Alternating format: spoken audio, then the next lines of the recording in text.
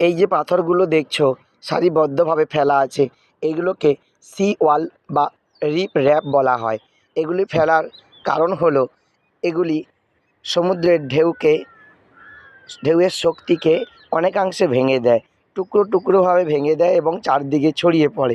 এনার্জিটাকে প্রচুর পরিমাণে এরা শোষণ করে নেয়।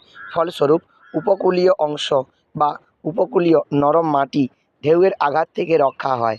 আর এই কারণের জন্য মূলত ক্ষয় প্রতিরোধ করার জন্য এই ধরনের রিপ র্যাপ তৈরি করা হয়। আর এখানে মূলত ব্যাসাল্ট শিলা ব্যবহার করা হয়।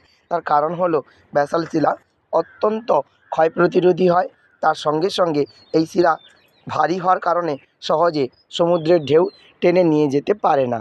কিন্তু এর প্রধান অসুবিধা হলো এটি পর্যটক কেন্দ্রের কাছে একটি কৃত্রিম দৃশ্য, যার কারণের জন্য এটি প্রাকৃতিক সৌন্দর্যতা হারায়।